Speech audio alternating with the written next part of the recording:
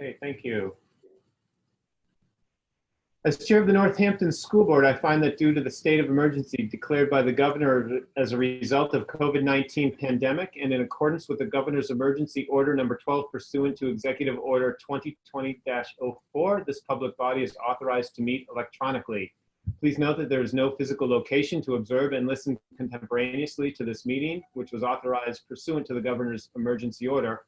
However, in accordance with the emergency order, I'm confirming that we are A, providing public access to the meeting by telephone with additional access possibilities by video or other electronic means.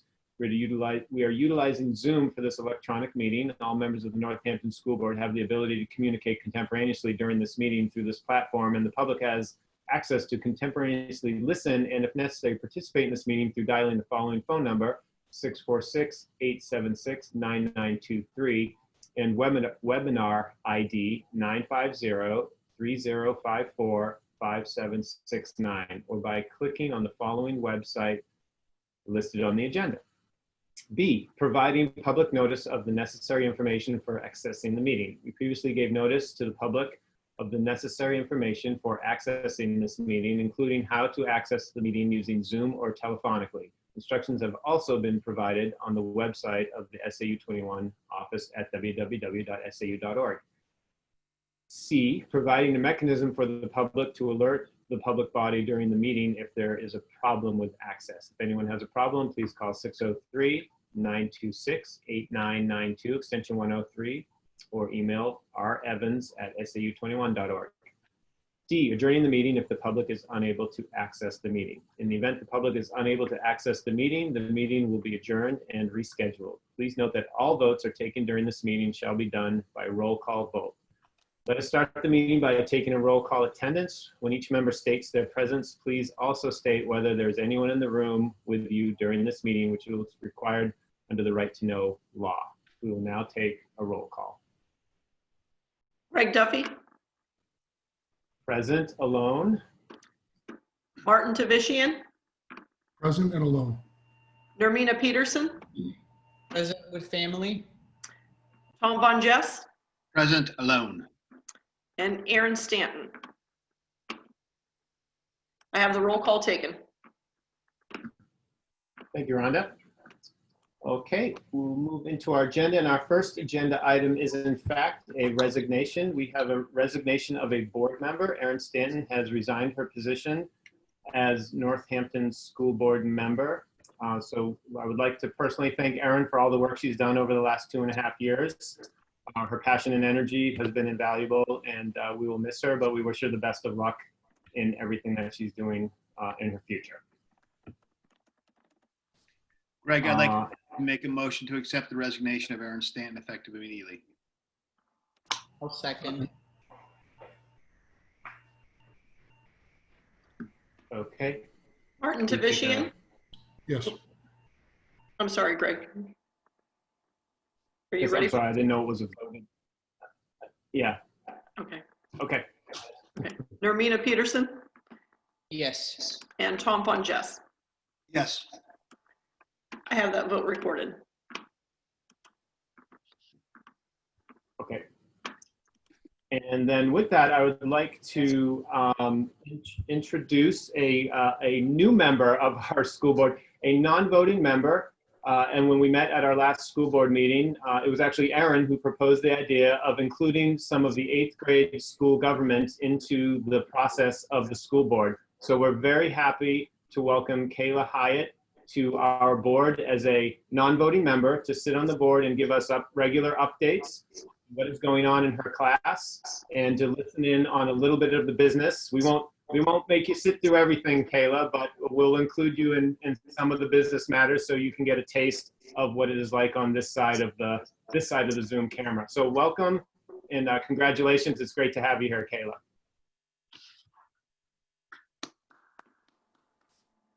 Okay, so next item on our agenda under presentations 2-A, we have an Eagle Scout project. And Sue, do you want to set that up for us? Sure. So we were contacted through through Brenda Tharp, whose husband has an interest in and support of the local Boy Scout organization, that there was a former Northampton school student who was interested in doing an Eagle Scout project of building another nature's classroom or another outdoor classroom in the woods behind the school. So his name is Liam Bellucci. We met with him and walked the sites about a week and a half ago, and he's very excited to start this project, and we're really pleased and feel that this will greatly benefit our students. We have one outdoor classroom that's kind of deep in the woods, and we selected a spot with Liam that I think will be just perfect. So he's excited to tell you about his planning and his work. He's super organized, and we're very grateful. So Hey, everyone. there he is. Hi, Liam.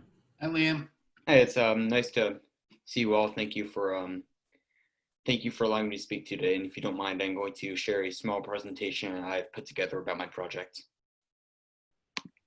So, oh, all right. Ron, do you want to share it, Liam? Yes, please. Thank you. Yes. Rhonda, could you do? Yep.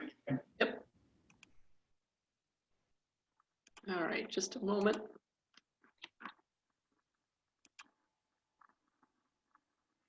Bill, I am wondering if you're the host of, you are the host, Bill. You have to do it because you logged in quicker than I did. Okay. So I'm gonna do that, Liam. I'm gonna let's see. Make you a co-host, and now you should be able to share your screen. Thank you. You're welcome. And I will present. All right, so my Eagle project is going to be seating for an outdoor classroom for Northampton School. Just some basic background information. Northampton School had expressed a need for a second outdoor classroom due to a desire to teach students about nature and to assist with social distancing. And Mrs. Tharp and Mr. Guidi, both staff members at Northampton School, had contacted Mr. Tharp, my former Scoutmaster and current advancement chairman, about potentially recruiting a Scout advancing to Eagle to help out with this process as part of a service project. So I decided to be the one to step up to the plate and do this for the school. Troop 162 members and family and personal friends who work together on this project following COVID-19 social distancing protocols, and it will be fully volunteer work. This is a brief example of the desired project. This is actually Northampton's current nature classroom. The benches are similar, and I have some further photos to show you all. These benches are around the same size, so will be included in the final. And this is my proposed area. This is about 500 yards away from the school, I'm estimating. And it's on a bit of a hill, as you can see. The circle outlines pretty much the area in which I am hoping to build these benches. And the benches, I'm going to have 7 benches, and they're going to be 12 feet long, a foot wide, and they will be supported on 6x6 posts. In terms of timing, I have gotten a town building permit approved, as the site I am hoping to build on is on town land. Of course, I'm going to wait for any concerns from the school board and handle those prior to beginning construction or submitting my proposal to the Eagle Board. I'm going to obtain a final school approval from Mrs. Snyder and Mr. Guidi, and of course, I will need Eagle Board approval before I even begin to put together my final product plan or begin construction. I will also need to fundraise upon my full approvals, and full approvals will be obtained hopefully in less than 2 weeks. And as for construction, I will initiate it upon fundraising and project plan completion, and a generous targeted completion date is approximately December 15th. As a former Northampton student, I've spend a lot of time on the nature trail and at the school. And when I heard about this project, it was something that I knew immediately I wanted to do. I want to be able to kind of, in a way, I want to be able to give back to the school that kind of got me ready for high school and overall the rest of the world, and kind of repay it for all that it's done for me. So thank you all. Any questions? Thank you, Liam. Thank you. Any additional questions for Liam? I have a quick couple of comments and questions, if I may. First of all, Liam, thank you. And that was a great presentation, very polished, and it's not easy to present, never mind presenting on Zoom. So a great job there. I also want to say thank you for collaborating with the administration and staff ahead of time to prepare yourself for this meeting and the project. The only question I really have has to do with funding versus fundraising. Can you share a little bit about what the Eagle Scouts require from a fundraising perspective versus funding from the school? And if this is going to be something that is going to be enjoyed by the town and the school, can we assist in any way? If the school board is willing to give any donations, I'll no doubt happily accept, but an estimated cost for the project, it's not very high as compared to other Eagle projects I've seen. But if I'll have to fundraise, it'll be probably things like I'll do on my own time, such as bake sales or car washes. But of course, I am able to accept funding from any benefactors. I would encourage you to touch base with PAL, the People's Alliance for Learning, I think is what it's at Northampton, because they might be able to help out as well. All right, thank you so much. Any other questions? Fantastic. Thank you, Liam. And yeah, definitely touch base with PAL there. They've got all the money. So I'm sure they would be happy to assist you. And we'll be seeing you back here at a later date once, from a formality standpoint, once the project is ready to be donated. So, Of course. Thank you very much. You again. Thank you, Liam. Okay, moving on to the next item on our agenda is the student representative report. So, Kayla, this is you. Hi there. So far, virtual learning has been a bit of a mixed bag for middle school students. I've talked to 6th, 7th, and 8th graders, and some people love it, while others would much rather be in school. However, one thing that people tend to agree on is that this year's virtual learning is much better than the spring. This is for many different reasons. First of all, we are able to do UAs weekly.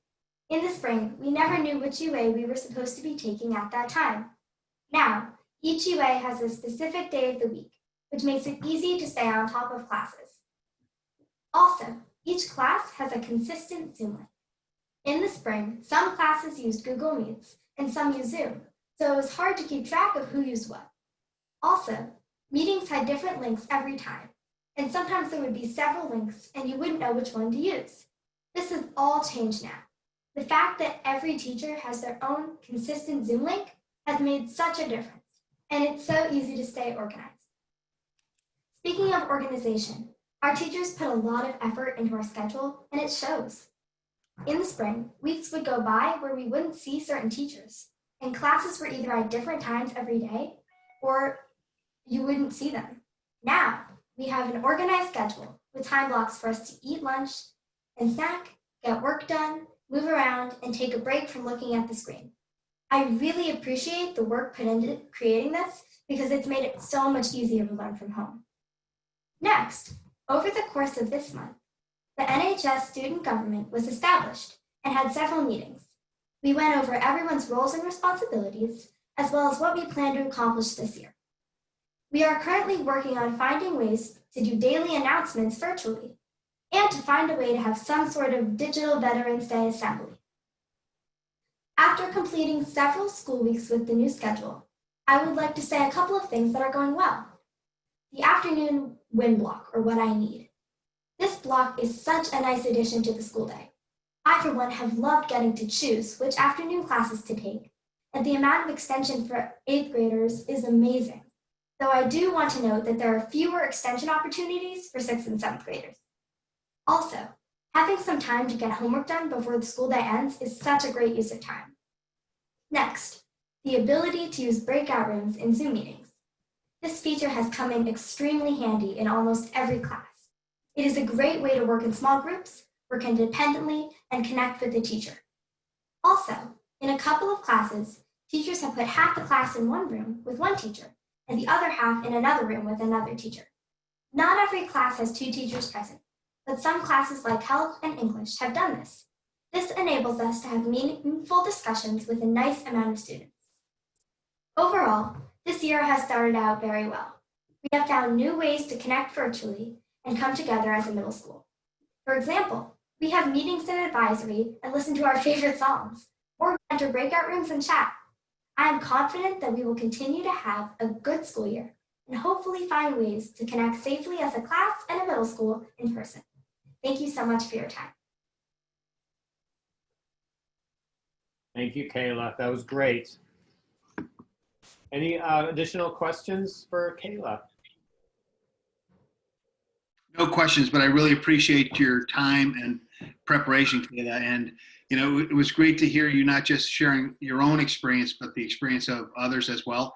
And the progress that we've made as a school to where we are today is fantastic. So thank you for sharing. Oh, thank you so much for your time. Any additional questions for Kayla? All right, moving on. Thank you, Kayla. So we know you've got lots of homework and other things, so we won't ask you to stay through the entire presentation, and we'll let you go at this point. And we really appreciate you taking the time to prepare for this, and we look forward to a fun year of including you in our process. It should be really great. Thank you so much. It was my pleasure. Bye. Okay, our next item on the agenda, 2-C, is the library presentation. We have a presentation from our library specialist, Elizabeth McCombs. And I believe either Sue or Rebecca is going to set this up for us. So I can jump in, and then maybe after this, Becca had a couple of words that she was going to share in relation to the student government update. Maybe after Betsy makes her presentation. So we invited Betsy to come because it's been really interesting and impressive from our perspective as school administrators to see how she has been able to research the best methods for getting books into the hands of children. Last spring, when we closed up the school and kept it locked up for that length of time, Betsy was heartbroken. She had plans to try to get books out to children, and we just weren't able to do it. And so she has a really clever, unique system, and has put a lot of time and energy into it so that all students in all learning platforms at our school are able to access our school library. So the students in the RLA can access the school library.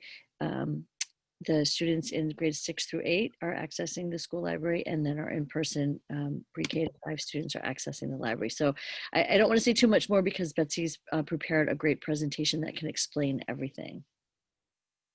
But we really appreciate all she's done. Thank you so much, Susan. And thank you to everyone for letting me come today to share. I am really excited about what we've been able to do for all of our learners across our community.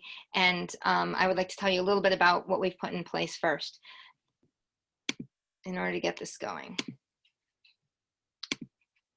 All right. So the Northampton School Library, as many of you probably know, we've gone through a lot of changes in the last couple of years. When I came in a couple of years ago, it was in a time of remodel and a time of reorganizing. So we've been in the process of remodeling our library with new furniture and all these great things that no one can come in and see yet. But the best part is, at least this year, we're able to bring part of the library to our students.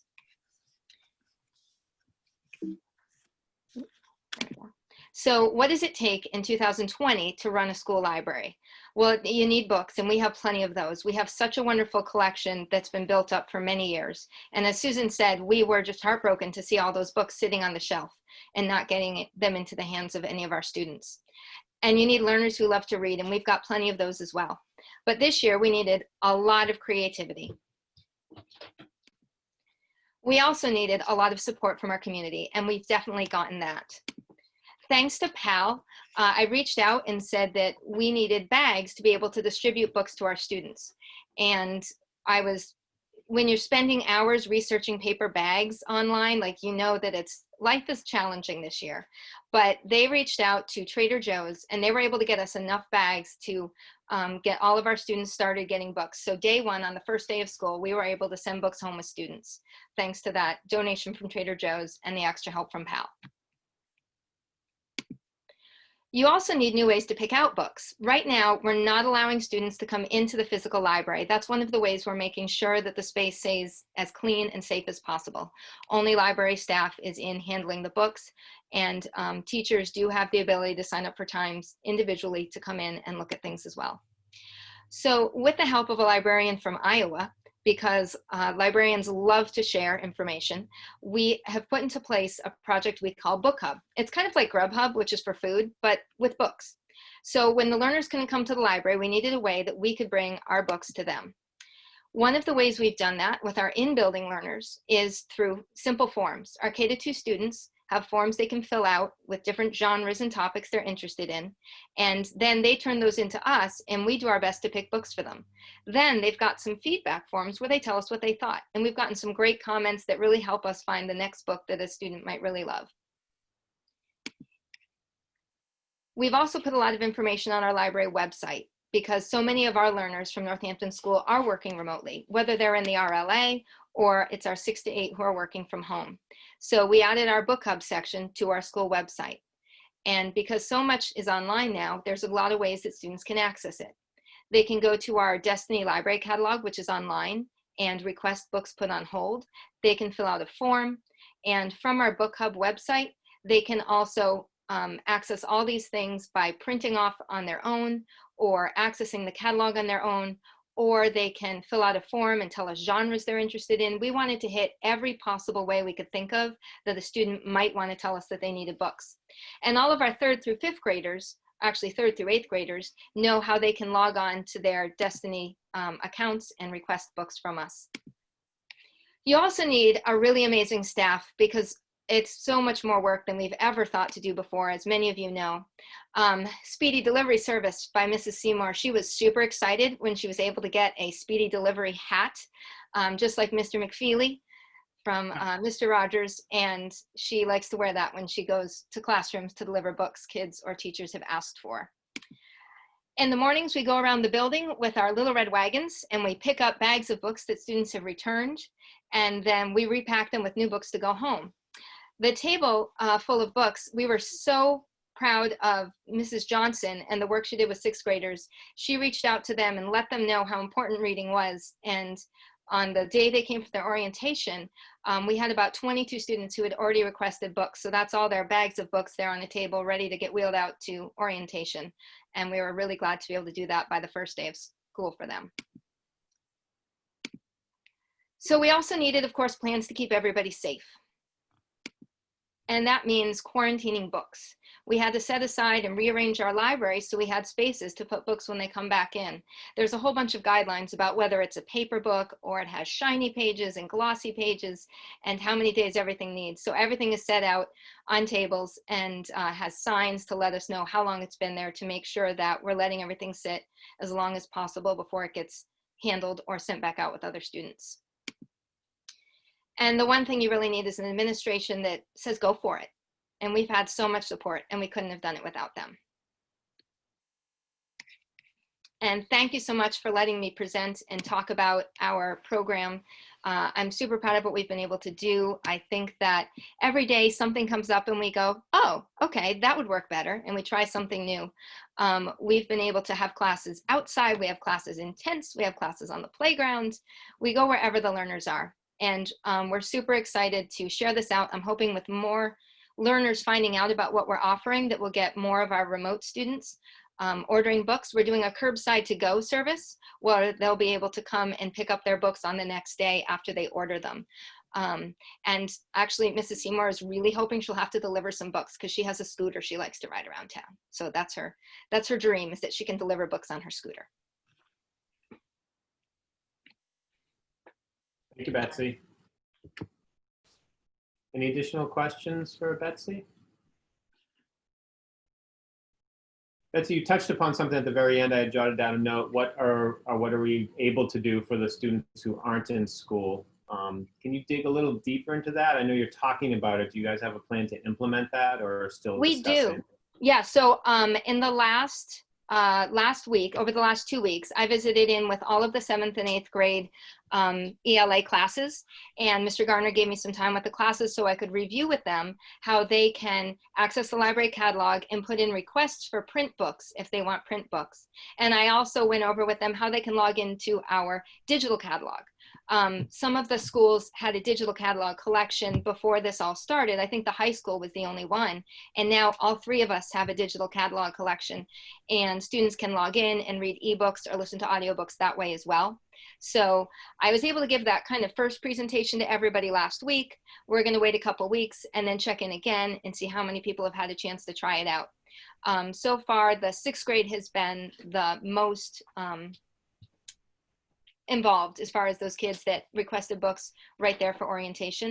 But what we've put out is if they go online and fill out the form, or if they put in a book on hold, we see it immediately the next day. And we've told them that when you order it, your books will be ready on the next school day. So then we'll bag them and put their name on it and have it outside on a cart with our curbside to go, so they can come up, drop any old books they have, and pick up their new bag. Mostly we just are trying to get the word out so that families know. I've also emailed all the parents and then individually all the students that are part of the Remote Learning Academy from Northampton School with the instructions of how they can get in touch with us, how they can request books.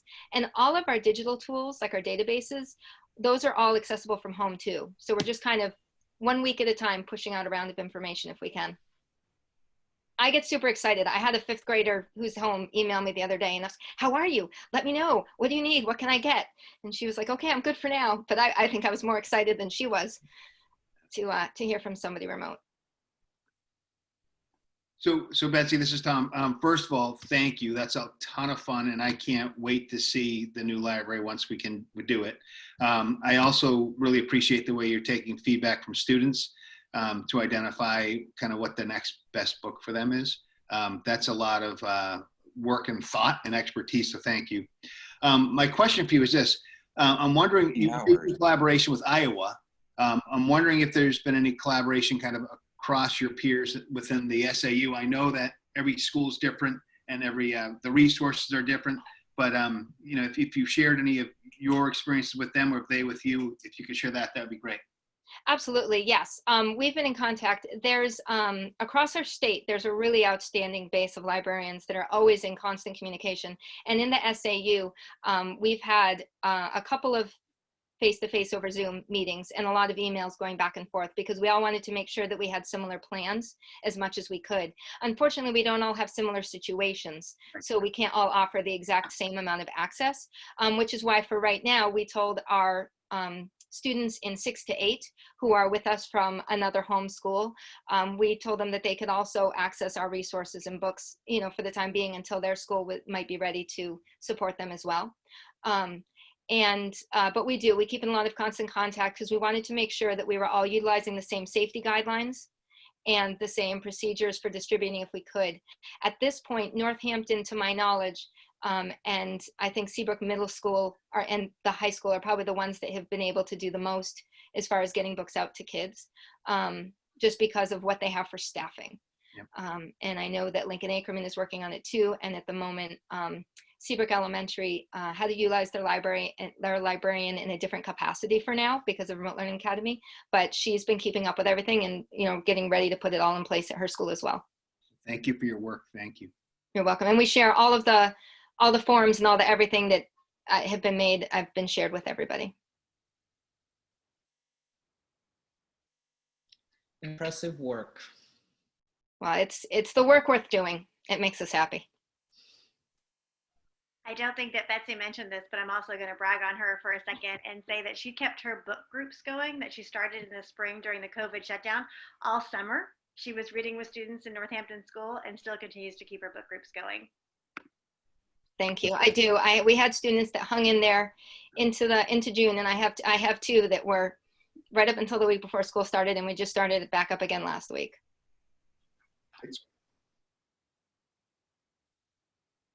Any additional questions for Betsy?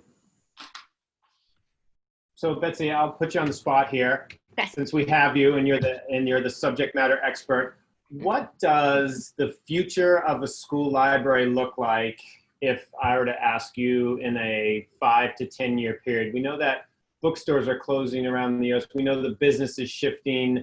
As we prepare budgetarily for the future, what should we be thinking about, and how does that affect the sort of well, not old, but the existing model of a traditional school library versus what we might start thinking about for the future? That's a great question, and it gets talked about a lot. So one of the like first kind of surface level questions a lot of people ask is print versus digital. And one thing I learned for sure is that our community of learners wanted print books in their hands. I kept saying, I've got more, I can get you these digital books, I can get you these ebooks. And they were like, okay, that's nice, I'll do that once, but I just want the book.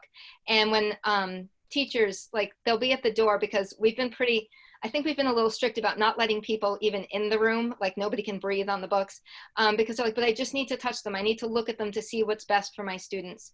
And there's so many teachers that, they want to be able to help their students pick out books, but you need your hands on a lot of books. So I bring out big carts and we hold them up. And when it comes down to it, the students, there's a connection piece with being able to hold that book, turn the pages, go back to what you looked at before, and revisit things that you've already done that I think the teachers were missing when we were looking at more digital content.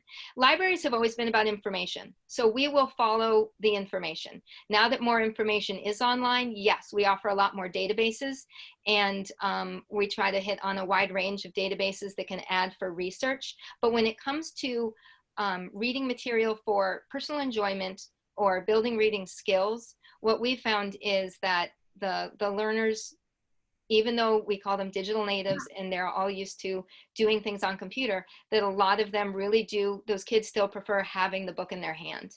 And that was a learning thing for me, because I thought they'd all jump on the ebooks immediately. And they were like, yes, some are good. And we were able to give classes, like class sets of books and things like that online. And they were like, it's okay, it's a nice snack, but it wasn't what they wanted for a meal. It wasn't something long-term. So for the moment, it seems like the print still is thriving and doing well. And I think that one of the hits to bookstores, besides just being digital, is how people buy their books. Not so much whether they are buying them or not, but how they buy them. Because far more people can purchase them quick and easy from Amazon, say, than going into your local bookshop. Good point. Fantastic. Thank you. Welcome. All right. Thank you very much. Thank you. Moving on. Next on our agenda is approval of the minutes from September 3rd. Do we have a motion? Greg, I'd like to make a motion to approve the minutes from the September 3rd, 2020 meeting. Second. Any discussion? Okay. Nermina Peterson, Yes. Tom Von Jess, Yes. Greg Duffy, Yes. and Martin Tavishian. Yes. I have that vote recorded. Thank you, Rhonda. Next, we have our minutes that need to be approved from September 17th. We have a motion for that. Greg, I'd like to make a motion to approve the minutes from the September 17, 2020 retreat. I'll second. Any further discussions? Okay. Martin Tavishian, Yes. Nermina Peterson, Yes. Tom Von Jess, Yes. and Greg Duffy. Yes. I have that vote recorded as well. Thank you, Rhonda. Okay, next we have correspondence and commendations. Do we have any correspondences or commendations? I think Becca and I have some. If do you All want right. us to go first? Absolutely. Okay, so I just wanted to recognize some of our teaching staff that's really been doing really creative, outstanding things, and I have two correspondences just to read to give you a flavor of some of it. The first, I'd like to commend our 5th grade team, which is Trish Markey, Brenda Tharp, and Cindy Dixon, for their use of outdoor spaces at the school. I joined them today, and we walked through the woods to the back of Town Hall. We didn't go inside Town Hall, but they've been doing, they're starting their unit on the Revolution, the American Revolution. And typically this time of year, they would take a field trip to Boston and visit the Freedom Trail and discuss the causes of not the causes, but the actions and conflicts that led up to the American Revolution. So they practiced, before they did this, they practiced some short speeches that were part of a debate right before the Tea Party incident in Boston, and wanted to kind of give their speeches on the right in front of our town hall, because we have a Paul Revere bell in top of town hall. So it was really just a great experience. The kids did a great job of presenting different sides of the issues at hand during that time in 1773, and they had a chance to do it right, in a place in the seat of local government, and discussed, as I said, the Paul Revere bell. On a side note, they were actually working on the Paul Revere bell, and there was a scaffolding there and quite a bit of background noise. So it was a little bit of a challenge, but they did a great job, and they've been doing a lot of outdoor things. And my second commendation is our whole middle school team, and just how hard they've been working on finding ways to connect with students in the virtual learning environment. I know that many students and many parents wish that this wasn't the platform that we had, but given that it is at this moment, I think that our teachers are really working hard to connect with students. And I just wanted to share two really short correspondences. One is an example of a note from one of the teachers that she wrote. I wanted to send a quick note to say how awesome your children have been. They seem to be comfortable and situated in their remote learning environments. I'm seeing smiles, focus, participation, and a dedication to getting work done. Please give them all a hug and tell them their teachers thank them. And then one of the parents wrote back, this kind of note means a lot. Thank you a million times. Your hard work and effort is greatly appreciated. So it's just nice to see that kind of back and forth. And then another one of the middle school teachers wrote to the families, we're really enjoying your children and continue to be impressed with their resilience as they make the best of the circumstances. Each day they share a little bit more about themselves, and we very much appreciate the efforts they're making to do so. They are funny and creative and kind and determined, and we simply couldn't ask for more. And that teacher got a note back from a parent that just said, I wanted to write a quick note of thanks and kudos to the team for the quality job you're all doing so far in this different and difficult year. So just wanted to share those as a little snapshot of how hard our teachers are working and kind of getting in the groove and the attention that they're paying to the social and emotional connections. So, I think Becca had some too. And then I was wanting to thank Carly Herlihy. She's been putting an enormous amount of work into our school website, making it a more responsive website, more appropriate for the times that we're living in. So I encourage everyone to continue to visit that and access the resources that we keep updating there. And then also I wanted to thank Dana Hanson-Badback, also known as Mrs. HB. She created a great zoomed in guest speaker experience today for our 7th graders. As part of their unit on data, the CEO of Vivasa, Chris Booten, presented to them. His presentation was called Joy, Creativity, and Drafts, and the students learned a bit about the personal journey that led him to found this company. And they also learned about artificial intelligence, particularly deep learning, and how it's changing the ways that, that we interact with big data in the world today. So it was a very cool presentation. I enjoyed sitting in on it, and it was a really neat thing for her to make happen for our students under any circumstances. It was neat. thanks, Becca. Sue, question for you. Is that Paul Revere bell a style of bell, or is that actually Was that actually cast by Paul Revere? I believe it was cast by Paul Revere, is according to the middle school teachers. I have to say too, they have a wealth of knowledge and experience from teaching the American Revolution over time, and they weren't aware that it was a Paul Revere bell until this year as well. So, Martin, you knew that, right? I believe it was cast by Paul Revere. I can't remember the exact story, but I believe that to be correct. Yeah, that's cool. Thank you for that little tidbit. Did not know that. Okay, any additional comments? All right, thank you guys.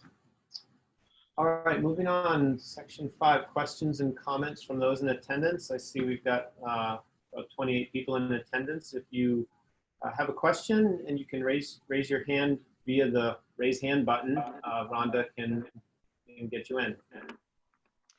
Greg, we do have one person with their hand raised at this time. Certainly, if you could just, when you come in, You know what? state your, It's gone. change their mind. No, she's back. Okay. Okay. So it's looks like Marcia Cassad, I think, as I'm saying that right. So if she can just identify herself and acknowledge her relationship with Northampton School, I will give her permission to speak. Ms. Cassad, you'll have to unmute yourself.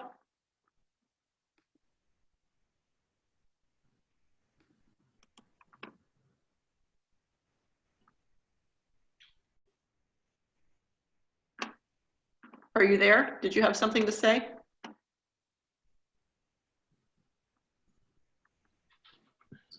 It looks like she's unmuted, but we cannot hear anything. Right.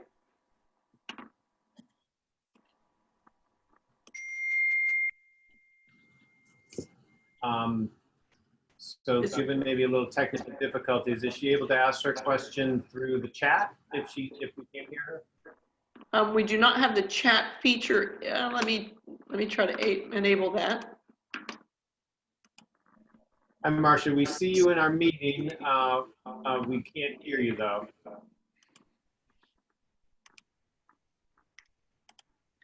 Okay, I just opened up the chat feature. She can submit a chat that way. In the meantime, I'm going to put her back out as an attendee, and we have another person with their hand raised. So if Marcia is able to send us her concern through the chat. It looks like Elizabeth Needham. I'm going to give her permission to talk. Okay. And Elizabeth. Hi, I have a 7th grader and a 5th grader at Northampton.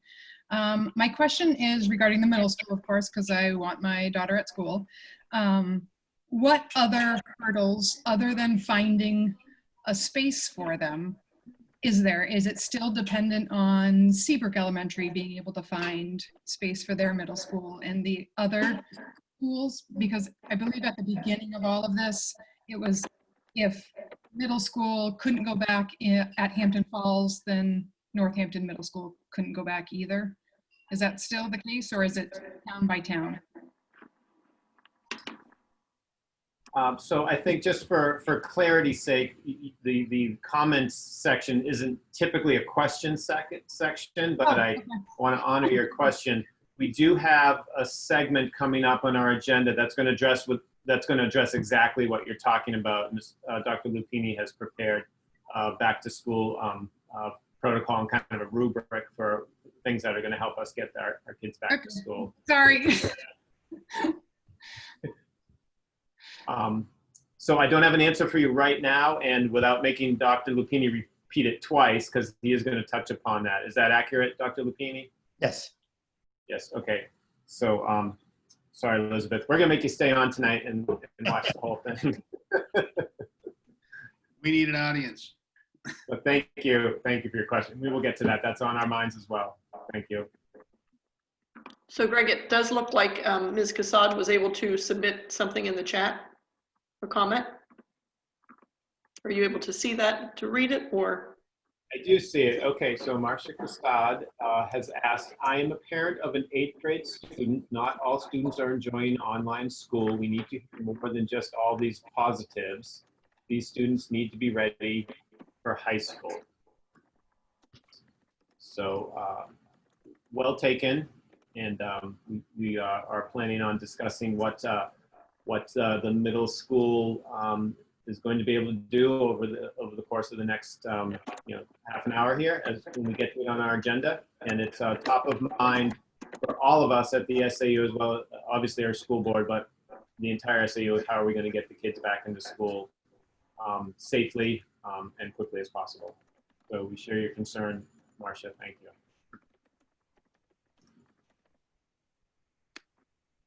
Okay, Rhonda, do we have any other? I don't see any other. It does look like Marcia added something to her comment, but I do not see any other names with hands raised. So I am going to shut the chat feature off now. Okay. All right, thank you. Next, section 6, education update. We have a school council update that I believe either Becca or Sue will give us.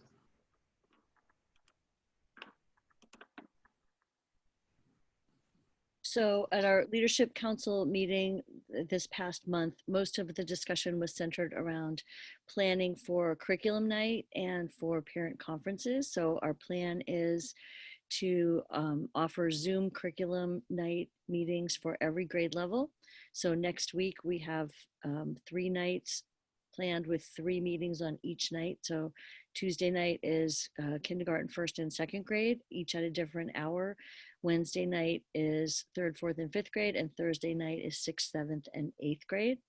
And then the following week, we will be scheduling parent conferences by appointment, and those will also be virtual via Zoom, and the teachers will be sending out either Sign Up Genius or some sort of a document to have parents sign up for a conference time. And we feel with all of the time that kids spent out of school, that the social emotional connections and the the adjustment to school is really going to be the focus area. However, we are still in the process of doing assessments of in person for reading and writing, and we have some online assessments planned for the middle schoolers too. So that was the main focus of Leadership Council this month. Becca, did you have anything to add? Nope, you said it perfectly. Susan, I've got one quick thought. So it makes a ton of sense that you were investing your time in the parent-teacher conferences and curriculum night. And it's great to hear that you're using technology to kind of bring things together and make sure that we're able to deliver that to parents. We were having similar conversations in my role during the day recently about back to normal and what normal is going to look like, and what we're doing now that really works better than what we were doing before, et cetera, right? So as you're going through curriculum night and parent-teacher conferences, I would encourage you to get feedback from the teachers and parents about whether or not some of these Zoom conferences or Zoom meetings work better or work equally well or complement some of the face-to-face, because it may be a tool set that works down the road that we're just learning about now, right? I mean, 100% agree. I mean, we were talking today with one of the teams just about the conference scheduling and thinking that this could be a much more convenient way for working parents to access a conference without necessarily having to leave work even. They might be able to take a lunch break and have a parent conference during a lunch break rather than, driving to school at 7:30 in the morning to have an in-person conference. So we're hoping that is the case for conferences, and I think we're going to find out if that's the case for curriculum night too. Yeah, and it might not be one size fits all, but you're on it. I'm not surprised, so thank you. Yeah, no, thank you. Any other questions for Sue or Becca on school council update? Okay, moving on. Section 7, continuing business. The continuing business of updating our return to school. Dr. Lupini has prepared a thorough and large presentation for us. So Thank you. thank you, Dr. Lupini. Thanks. So let me talk a little bit about this before I before I share my screen. We made a pledge at the beginning of all of this, and our districts are obviously all in very different places, some of them within the same district. We made a pledge to report to people on our progress toward getting kids back in person safely. So tonight we're going to share with you what we sent out today. We've actually started this process as of October 1st and pledged to provide it every 2 weeks. The other thing that I'll say about, well, I want to say 2 or 3 things about this. So first of all, I think one of the efforts here, one of the goals here is to demonstrate to people that this is complicated. It's not just a matter of virus rates. I get many email that say, there are no cases in Hampton or wherever, why aren't kids fully back in school? And I hope that these charts demonstrate some of the complexity given the, as my team has heard me say too often, the math problem that we continue to deal with in terms of how many kids we can put in a classroom and all those kinds of things.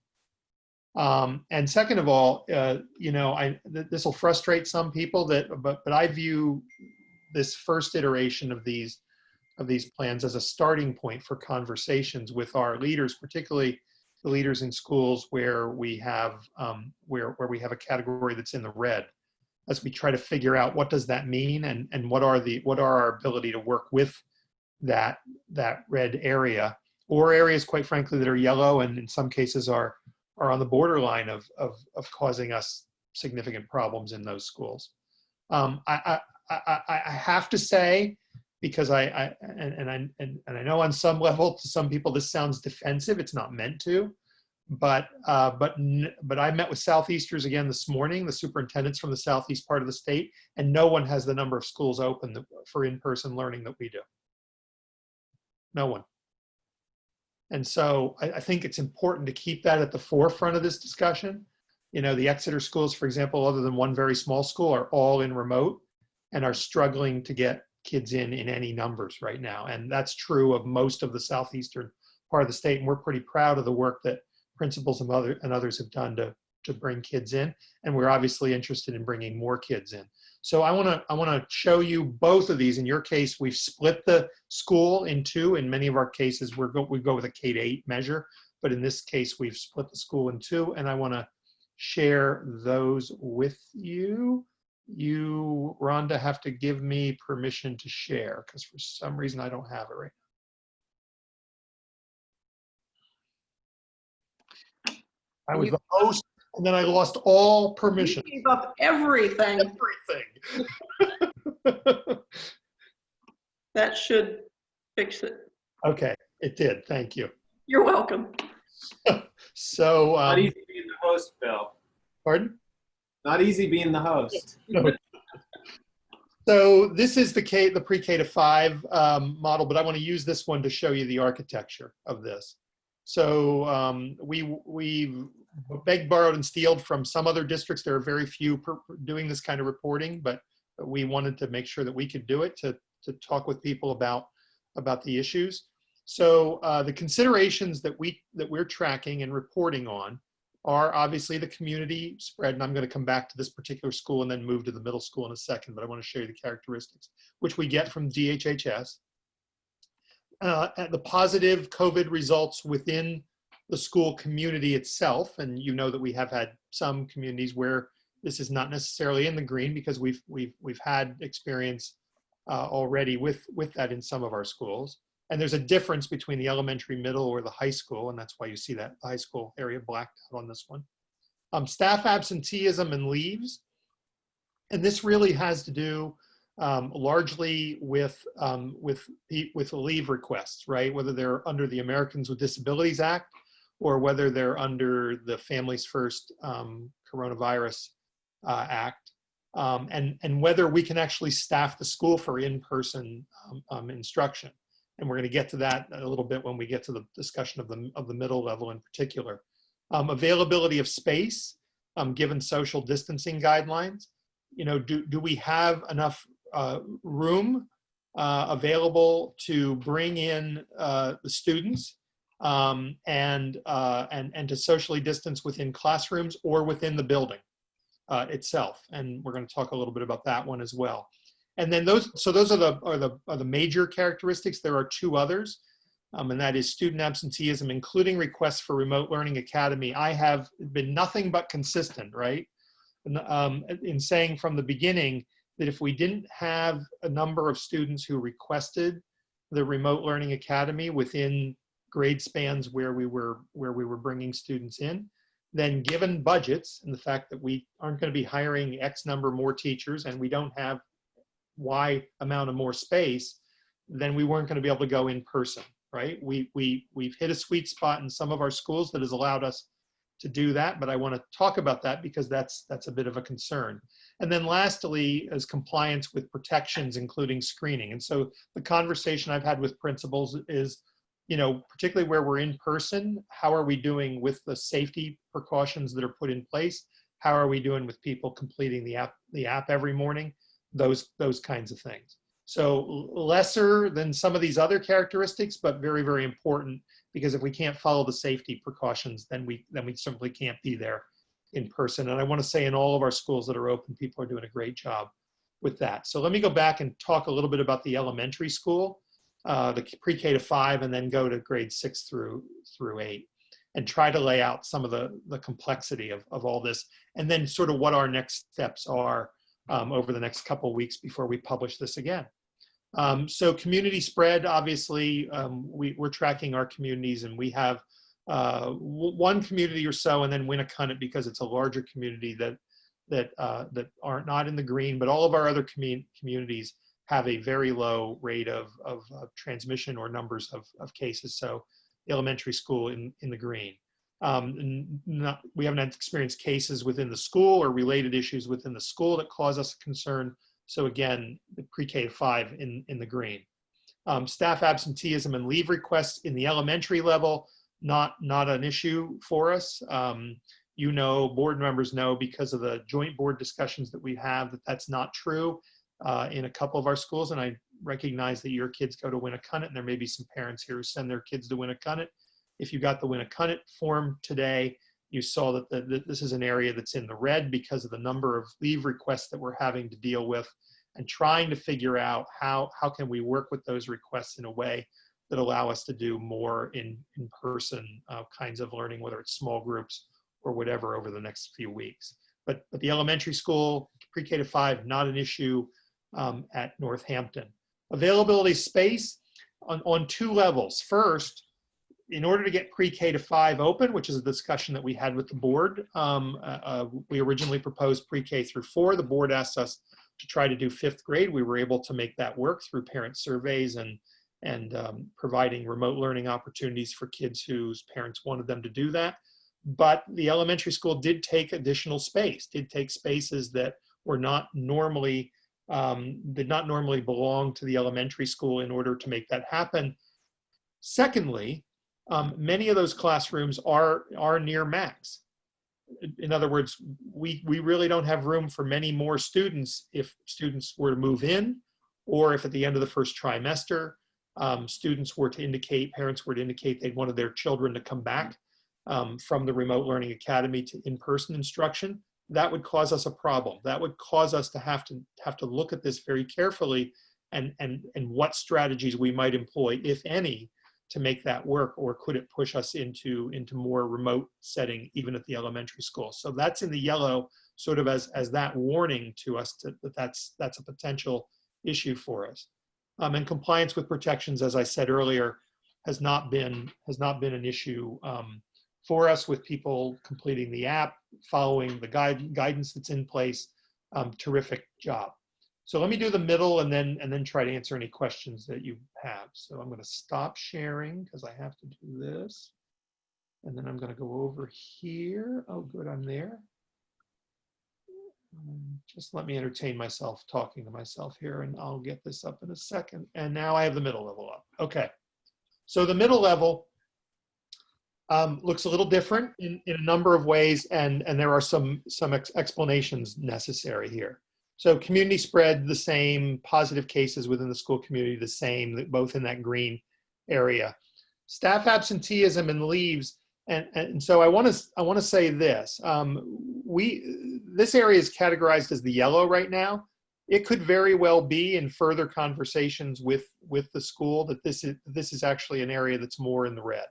So Susan and I have had some of that conversation. There are some number of leave requests that we're dealing with at the middle level that could make it very difficult. Quite frankly, we didn't pay as much attention to that in this particular initial iteration of this because we knew that space was an issue. But what we're going to have to consider, well, let me go through this and then get to our next steps. So that's an area of concern for us that we're going to have to pay close attention to in terms of how do we get more kids in for in-person kinds of experiences. But space, I mentioned earlier, we were very upfront with this prior to opening school, that we utilized a number of spaces that were traditionally dedicated to the middle grades in order for the elementary school for us to bring pre-K through 5 in.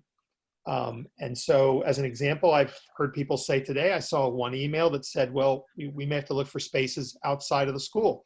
And that is part of the work of the next few weeks to look and say, where else are there spaces available to us? Because one other thing I want to add here, this school and many of our others have done a really great job at creating outdoor spaces. But in the course of the next number of weeks, some of those spaces are not going to be available to us because the weather's going to start to turn. And so we lose some of those kind of spaces. So are there other spaces that we may have to look at and figure out whether we can utilize for school, for students? So that'll be part of that discussion. Requests for remote learning activities in the yellow because we simply don't know. So what we know at the middle level is we can't bring back all of our middle level students. We can't. Same way we couldn't bring back all of our elementary students in this district or others and meet the requirements of social distancing and the number of kids we can put in classrooms and those kinds of things. The same is true in the middle level. The same is true. And we simply don't know because we have very old survey data as to the number that might request some kind of remote learning experience. The question earlier that was asked was a good one, in that our districts are somewhat dependent on one another for these experiences. For example, you have students in the elementary level who are in a remote learning academy that is very Seabrook centric, very heavily Seabrook. And so we were able to work cooperatively across the SAU to make that happen, and quite frankly, to have you in person and them in person and our other districts in person as well. We're going to have to look at that at the middle level in terms of the numbers because to see what kinds of numbers we could bring back, what kinds of numbers of parents want to remain remote. And this is where your middle and elementary really work hand in hand. Again, at our last board meeting in Southampton earlier today, Dr. Hobbs talked really eloquently about, we asked parents to make a commitment to the Remote Learning Academy, particularly at the elementary level, through the end of the first trimester. So what happens in December if some number of those parents want their kids to come back to an in-person experience and we're maxed out in terms of numbers of seats and staffing and those kinds of things? All of those things are in play in all of our districts, and there is some interdependence, but on an issue like that, it's going to be what are your number of first graders, what are your number of seventh graders, et cetera. And compliance with protections, again, in terms of people being in, that's an area that's been in the green.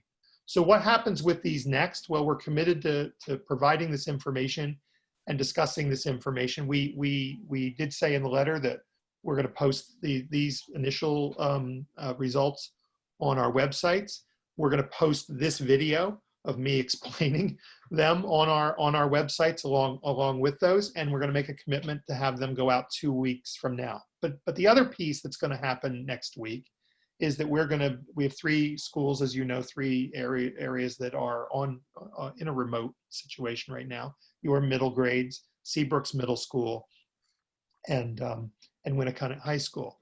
And we're going to really dig in to these results and these data, and try to figure out a timeline, because obviously the next step that people want after they see this is, okay, what is your timeline? What is the plan?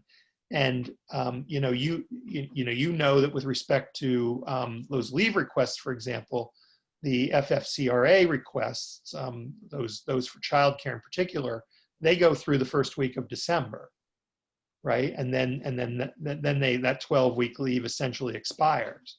And so, unless it's renewed at the federal level. So we're going to try to figure out exactly what those numbers are, because it was a bit of a moving target. We knew they were high in many places, but it was a bit of a moving target. And then what we can do to begin to offer more in-person kinds of, whether it's small groups or those kinds of things at all of those schools. Schools have done a really great job so far of making sure kids with IEPs that have services are getting those, but we want to expand that at all of our schools, the high school and the 2 middle schools, expand it to bringing students in for other kinds of small group activities, as at the very least on our way to more and more in-person activities. So that's the sort of our charge of the next week or so before we publish this again, is to be able to provide a little bit more, even in terms of a rough outline of what some of those timelines look like. And what those kinds of more in-person kinds of activities can look like over time. So that's where we are. Again, the goal was to publish this, right? The goal was to provide this information, to show people what the metric looked like, to begin to provide information off that metric, and to have these conversations in each of our districts about where we are. Again, you know from these indicators that these things can change. I woke up, made the newspaper, so I can say it here. I woke up on a Monday morning 2 weeks ago, and by the end of the day, had 15 students and 5 staff members at Seabrook Elementary who were quarantined.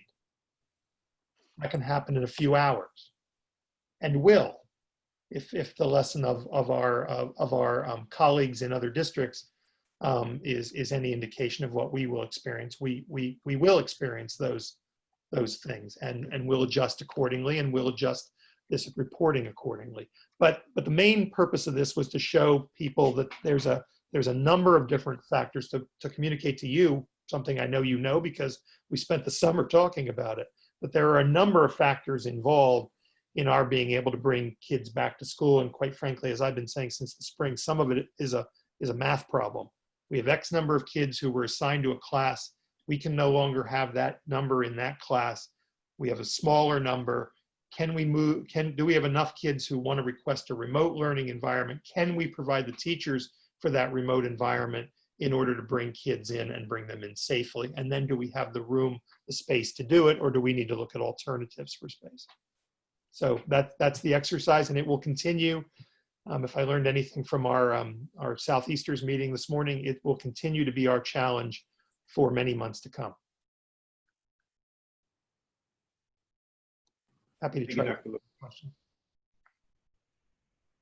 Tom. So Dr. Lupini, thank you.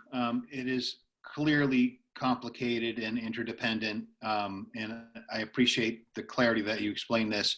I also want to recognize that we are far ahead, both in the SAU and in Northampton schools than many others. Not where we want to be, but where we continue to work towards that, making sure that it's safe for staff and students. I also appreciate the fact that you raised the potential of the FFCRA ending, because that is a trigger that's a game changer, perhaps for for our school in terms of getting kind of folks in and helping them make sure they're comfortable. I did have two questions. The first is, we talked about space a little bit and looking for additional space. Can you just share, maybe Susan, this is more directed for you, I'm not sure, but within the school, I know we had to move some elementary school kids up to the second floor where the middle school is, but how does the cafeteria, gym, and the third floor enter into the space kind of space opportunity that we have within Northampton School? Can I tail on to that question? Because I had something related, in that we're also looking at the middle school as a whole, 6, 7, and 8 going back at one time. And I would say, based on space and Tom's question, have you also considered parts of it? For Yeah. instance, 7th grade, smaller class. I can answer that. I don't think it is necessarily a 6th, 7th, and 8th conversation. It can be a 6th, 7th, 8th conversation as we continue to look at this, and it may need to be. But Susan, I can't answer. I know at Southampton we have a 2-3 classroom that's in the gym. That was the only way to accommodate them once we moved them back. Once they came back into school. So we, in some other districts, we are using other much more non-traditional spaces in order to bring groups of kids in. Susan, you want to?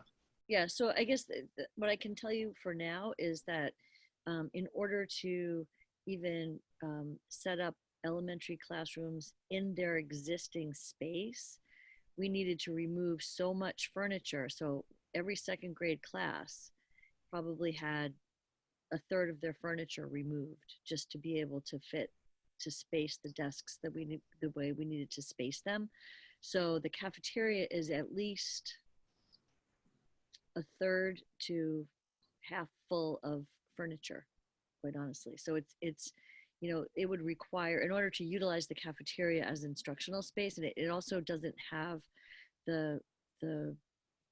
doesn't have any presentation devices for us. We're used to using projectors and things like that. The acoustics are poor. So it would not be neither the cafeteria nor the gym would be ideal instructional spaces. I think that if we were to look at less traditional spaces at this point, because we are having our UA teachers Zoom into classes or meet classes outdoors, I would look to those spaces before I would look to a cafeteria or a gymnasium for instructional use in terms of a core classroom instruction. And one of the reasons that and the students that are there right now are not traveling to the art room and the music room or the gym, because we've made attempts to keep the cohorts so separate so that if we do have cases of COVID, that the contact tracing would be such that perhaps only one class would have to go home rather than a whole grade, or rather than multiple grades. So if they were sharing spaces like the art room, we really wouldn't be able to say with such certainty that they hadn't mixed or they hadn't touched things. And the other thing that we found to be actually very impactful is the fact that students aren't traveling around the building and crossing in the hallways and seeing each other a lot. In fact, over the summer, we took time to make one-way hallways and one-way stairwells. And to be honest with you, we may not have needed to do that because there just isn't that much movement around the school at the moment. Students are in their class or they're outdoors, and that's probably the safest way to do things. So that's the way we've been doing it. And perhaps, just as Dr. Lupini said, when you think about how states have reopening plans and how they have sequential benchmarks to move to the next less restrictive step, one of the conversations we had, because our teachers really want to see kids, they really do. They want to see kids in person. They much prefer to see them in person than to be Zooming and being on computers as well.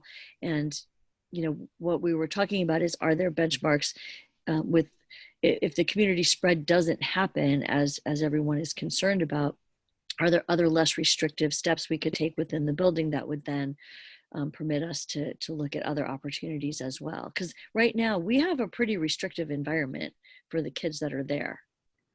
So let me say this. Thanks, Susan, for that. So this is the conversation that we will have next week, particularly for schools that have any of those indicators in the red. I will just say, and I said this to the joint board, and some of these parents didn't hear it, so I want to say it again. What I don't want to see us give up is that cohort control, because again, I've had one experience, right? And the reason that Seabrook Elementary School stayed open and only had one 2nd grade classroom quarantined was because of the level of cohort control that we have in place across the SAU. And so that's critically important, that not mixing of students and those kind. So that'll be key to any of this. But this is exactly the conversation we're going to have about those individual staff cases, in terms of leave requests, about spaces that are available, maybe not just in the school, but even in terms of town, and involving your town administrator, who's been very supportive. These are the kinds of conversations that we'll be having next week in terms of trying to figure out how to develop a plan to bring kids in more and more safely. Got it. So, Greg, if I may, a quick follow-up, and then one more question for Susan. Susan, I totally agree that it is not ideal to teach in the cafeteria or the gym. Totally get it. I wonder if it's better than remote in some cases, but I get that. I get that we're not there right now, and I'm not pushing on that. What I would encourage you is, if as we're entering the budgetary season, if we need to contemplate dividers in the gym or the cafeteria in order to be prepared for the spring or the next COVID-19, please let us know so that we can, deliberate over that and present that if we need that for our kids. The second thing. Tom, can I join that one? Oh, yeah. Yeah. Because I was also thinking furniture storage for that we can look at it from a budgetary standpoint. Because I agree, it's not ideal, but space is a big problem. And if we do have space, then we're going to have to utilize all of it. Yeah. Even if it's less than ideal. We're not in an ideal situation right now. So yeah. Go ahead, Tom. No, thank you. So the other thing I was thinking about is in the middle school, and I'm going to use a hypothetical. So say there's a team, a math, science, and language arts teacher. If one of them wasn't able to be in school, but two could, have we considered maybe having the teacher zoom in to the students and have the students be in school, even if it's with with an EA or other member of the staff in the room with them to give the live connection as well. So all options other than having people teach kids remotely and kids live at the same time are on the table. Oh, great. So that's maybe the next week conversation that you're having? All those options are on the table for our discussion. All right, thank you very much. I appreciate that. And Dr. Lupini, just to be clear, next week's conversation is a joint board conversation? No, next week's conversation is my team with our principals in those 3 schools that are remote, as we try to figure out what are the next steps in dealing with the data that we have. And then we'll be back talking to you as we publish this again on the 15th, hopefully with a little bit more detail as to what plans might be to bring kids in for more in-person activities. Okay, thank you for clarity. And I agree, the cohort scenario is what's keeping things intact. If something goes south, it doesn't shut the whole system down. So I think that's a primary objective, and it seems like the next one is space, and we may just be challenged to think a little bit differently about the spaces we have, because and the class sizes that we have, if we can't bring a whole middle school back, maybe bring a portion of it if we're available, if we can. Right, we're gonna have the same conversation at Seabrook, for example, which is 5 through 8, but does it need to be entirely a 5 through 8 conversation? Yeah. Not necessarily. So when we talk about community, we're talking about Northampton community, not SAU community when it comes to exposure and incident rates, correct? Other than Winnicott, that particular indicator is an individual community indicator, yes. Yep. Okay.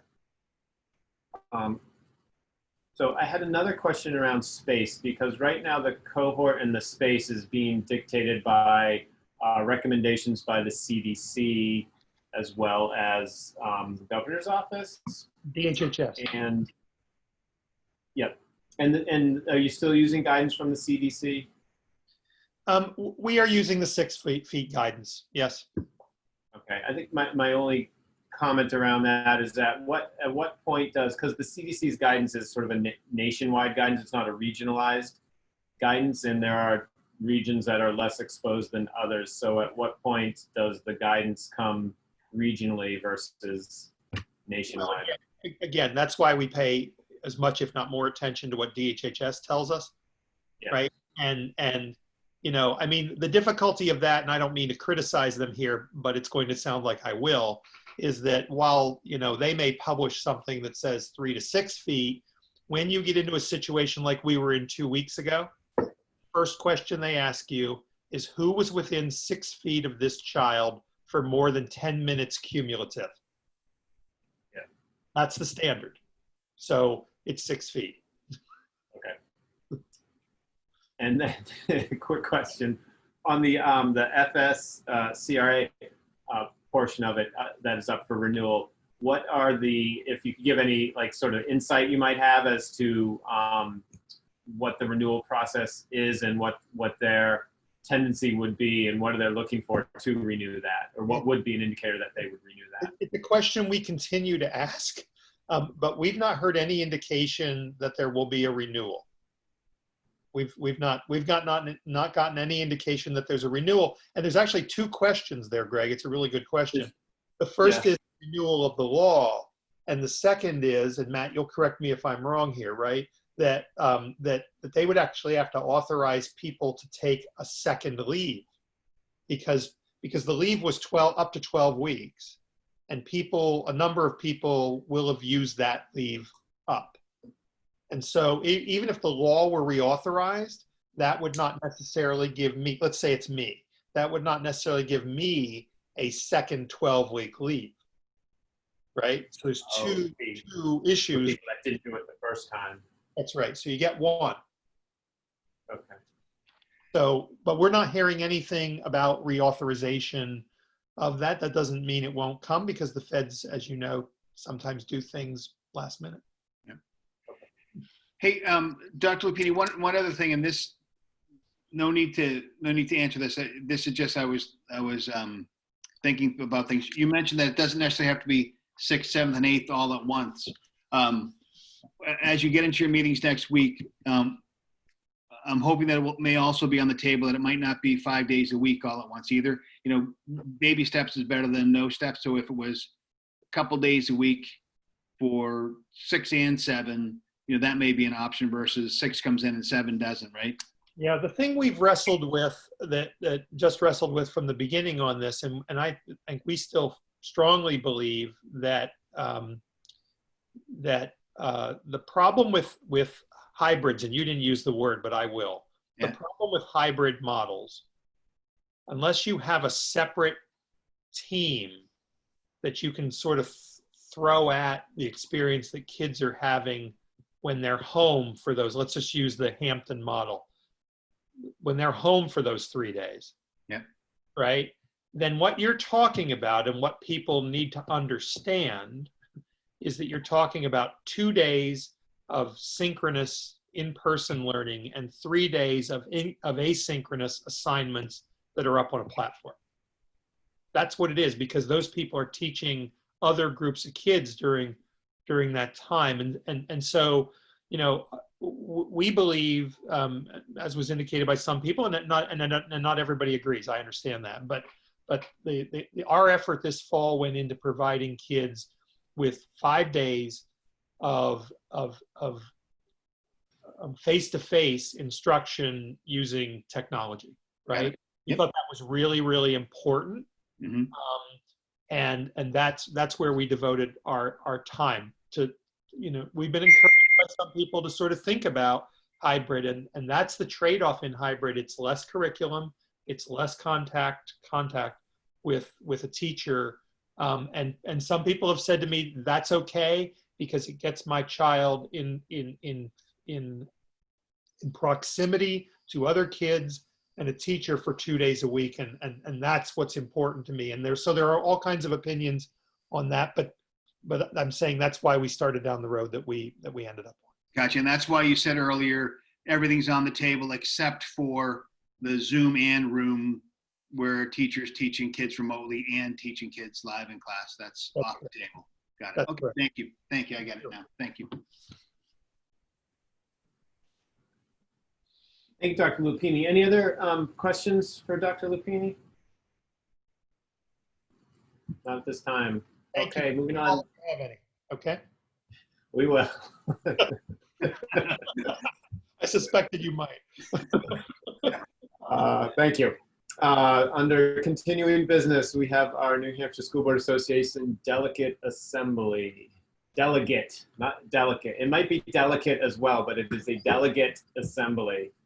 And we have a deadline of November, what I just saw, where did it go? November 6th for new proposals. Dr. Lupini, do you want to give us an update here, or is there new news here, or is this the same article? No news that I'm aware of. Tom, I don't know if there's something you know. I haven't been terribly tuned into this. No news, and I haven't seen any of the proposed resolutions.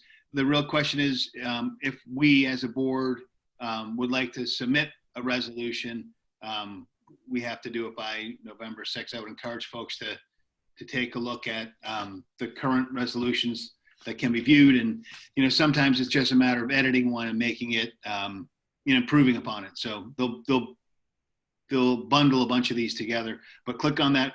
Current resolutions can be viewed here.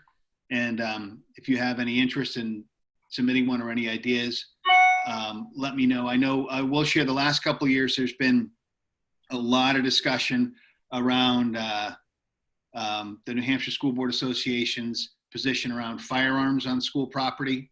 And I have been seeing movement towards a resolution prohibiting firearms on property. There's a lot of legal ramifications about what authority the school board has, even if it's policy or if it's just sending a message. But I'm sure there'll be some in there, and that will take probably a good chunk of the day. So make sure your voice is heard by your chairman, Greg Duffy. Or Greg, you can delegate it to me because I'm going. Thanks, Tom. I didn't mean to bypass you there. I know that we volunteered you for that 2 years ago, and so I didn't recall us redoing it, but I guess you get that for life. Well, now, so I volunteered. You're it. The first year I duffed it, so I said the second year I had to fix it, and now maybe it'll take me 3 years to get it right. So, okay.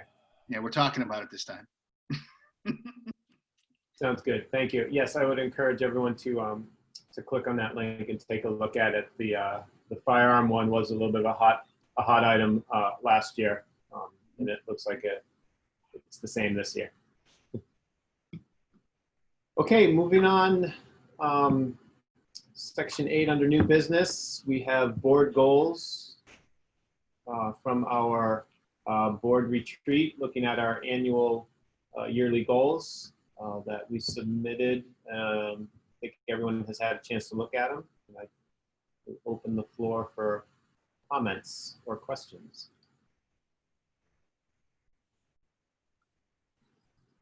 Yeah, none? Okay, I think if we're all happy, well, I know we've all seen them a few times now, so if we're satisfied at this point, I would ask, I think, for a motion to adopt them. I make a motion to approve the board school board goals for 2021 school year. I'll second. Any further commentary? No? Okay. Greg Duffy, Yes. Martin Tavishian, Yes. Nermina Peterson, Yes. and Tom Bunjes. Yes. I have that vote recorded. Okay, thank you, Rhonda. And those will get sort of attached to the agenda of every school board meeting for the next year. They'll also show up on the website. Mhm. All right, next item, board vacancy. We have a little bit of process now that we have a board resignation. And Dr. Lupini, are you going to walk us through that, or? I can, and I'll ask Rhonda to help me because she's also talked with Attorney Casasa about this. So what Rhonda's prepared and she's provided you with the RSA around this issue, and she's provided you with a sample of the advertisement that we've used to ask people who might be interested in that process or who be in occupying the seat for the remainder of this term, this year. And so the process we've used in the other districts, because we have had this happen a couple times in the last few months, is to post this, take applications through about a week before the next board meeting. And then the board, in those cases, interviewed candidates and appointed someone for the rest of the year until the March election. Rhonda, I know you asked today about the necessity of, because it doesn't say specifically in terms of a process of advertising or whatever, but I know you spoke with Attorney Casasa about that issue. Do you want to describe what his advice was on this? He recommended posting something to at least, he said he feels that it creates more transparency with your community, with your public. It alleviates any bias or disgruntled community, if you put it out there. He said there is not a time limit that you are needing to post. He says, he did ask, he said, is there, I wrote some notes here. He said, is there an immediate need to fill it as soon as possible? He said that would be where you would probably want to, do a quicker time limit. But he did feel that the position did need to be filled because it's too far out from the elections, to leave it sit that long. And if you do not fill it, he said that it does allow, the way the RSA is written, that then, if it doesn't appear that the board is filling the seat, the selectmen do have the power to fill it then. Thanks. So our recommendation, and it worked well at Hampton Falls, where we've had 2 of these in the last number of months, is to post it, have the advertisement go somewhat up till a week or so before the next board meeting. That allows Rhonda to assemble a list of people who might be interested and coordinate sort of interviews if you want to do that for people at your next board meeting, and then you could appoint then, and the person would serve then until March. Thank you, Rhonda. It's great. We've got 9 attendees. I would encourage them to consider this position and get the word out to their friends. Oh, we only have 8. I don't know what's happening here. 21 people. Way to lose people, Tom. 13 to 9 like that, right? We had 29 until you started talking, and then they started dropping off. Hey, I'll offer up something to the board, in that while there is no time limit on it, given the current state of business in education right now, I'm going to suggest that we post it for a 2-week period, and then move on from there if people are agreeable to it, because not that we have a pending. Greg, you're muffled again. Yeah, I'm sorry, my computer. 2-week period? 2-week period, because not that we have something very pending, but there's a lot of information and there's a lot of getting up to speed that has to happen. So I'm leaning towards if we can fill it sooner than later. Yeah, Greg, I would agree with you, especially with budget season. It's probably one of our busiest times and most important times with setting the budget for the next school year. So I would agree 2 weeks, and we should make a decision and move forward. So you Where want does a position like this get posted? Rhonda, where do you post it? What I've typically done with other school districts is we put it in the Hampton Union, and then we also post it on the school district website, the SAU website. We usually have it run in the paper, for until the deadline, and in this case, it would not come out in tomorrow's paper. We would have to give, when I send the notice, it won't appear until next Friday's paper, which it can just do that for 1 week because we could go ahead and put it on the website tomorrow and have the closing date in the draft notice. Like Bill said, I just put it up until a week before the next board meeting, but we can actually make the deadline, Friday the 16th. Yep. That gives your 2 weeks. And Rhonda, I would encourage us to also consider putting it in the Northampton Friday folder that's sent out by the town hall. Okay. If someone could get me that contact information, or who I would send it to, I'd be happy to forward it to them. I will take care of that tomorrow. Thank you. Okay. Martin or Mina, how do you feel about the 2-week period? I think it's a good idea. Would we need a special meeting to then vote on the candidate, or would we do that at the next scheduled meeting? If you were going to appoint before the next meeting, you would. We would, after the 2 weeks close, we would do a special meeting to do the interview process and then the nomination. Right. We could actually, the school budget review is the 21st, so we might even be able to do it the Monday or Tuesday before the school budget review. Unless that's too aggressive of a timeline.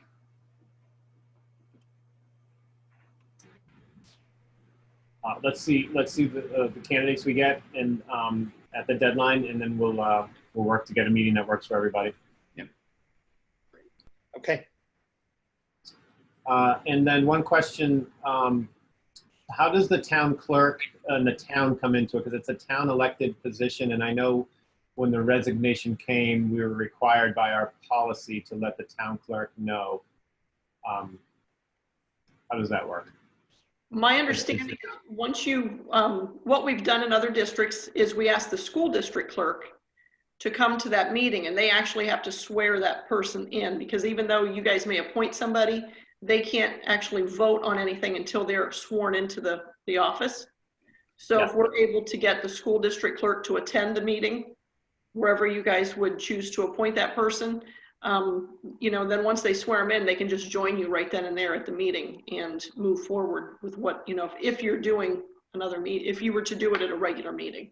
So we've always done it through the school district clerk. Okay. Is that different than the town clerk? Every town is different.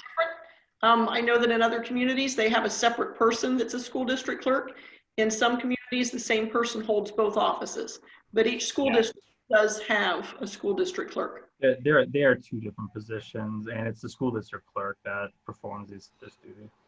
Should have run for that.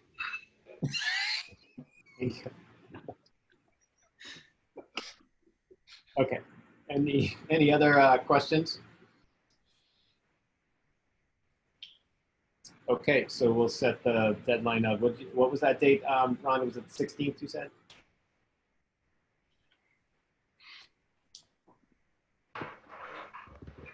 I think you were muted, Rhonda. I was. Yes, Friday, October 16th. Okay. Great. Thanks, Rhonda.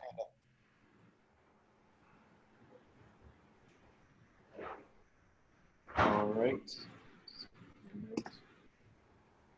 Okay, next, let's see, November school board meeting. Yes. So we haven't met in person since since new board members were brought on since March, our discussion about this, and your board's probably had as many discussions about this as any others, has been, as we looked into it, that we have to allow for, you know, attendees.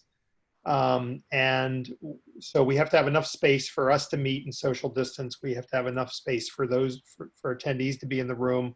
Many places have had spillover space if they didn't have a large enough room, where it's simulcast and where people have the ability to do public comment in from that space. And that's reasonable to try to do once. It's difficult to do 5 times. And so that's been the biggest issue for us. One of the things that's been discussed that we've kicked around over the last week or so is the idea of that's hard to do in 5 different places, but it's not hard to do in one place. So our discussion's been, do boards need to meet in their town, and under RSAs in New Hampshire, they do not. And so what we're proposing is that in November, in terms of seeing how it will work, that we meet at Winnicott High School. We meet on our regular meeting schedule. We may need to do something in terms of time in between our meetings for Seabrook and Hampton Falls, because we want to allow time in between for the room to be cleaned. But we think we have enough time between Southampton and your meeting to do that. We have an hour to do that. And that we use the auditorium for that meeting. We'll have someone there to wipe down microphone for public comment. We'll be able to socially distance people who might want to come to the meeting. We'll be able to make sure people can view the meeting remotely if they wish, that they can make public comment remotely if they wish. I guess a board member could attend remotely if they needed to. What it would take to do this is each of our boards over the course of this month to vote to suspend their policy, which we haven't been following, dealing with when they meet. So what we're recommending tonight is that we do this in November and then evaluate how it goes. And to do that, you suspend your policy BEA. And to be fair, that you have a policy on the suspension of policy. I bet you didn't know you had that, but you do. And that policy really, in this instance, would require a unanimous support of this board in order to do that, to suspend policy BEA and hold an in-person meeting at Winnicott High School on your regular November date. And that's our recommendation, that we do that.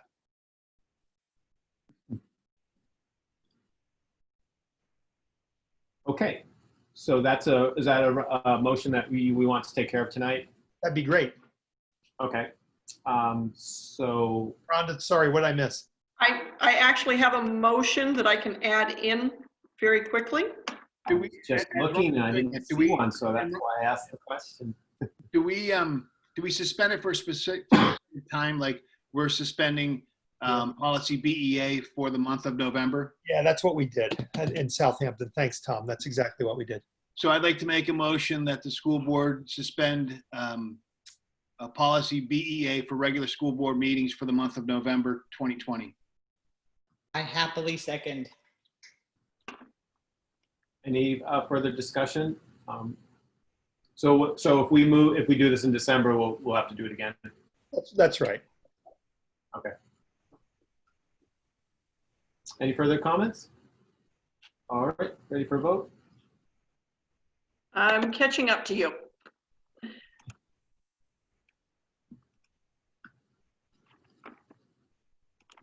Okay, Greg Duffy, Yes. Martin Tavishian, Yes. Nermina Peterson, Yes. and Tom Von Jess. Yes. Okay, I have that vote recorded. Thank you. Thank you, Rhonda. All right, next we move to our written reports, our financial reports.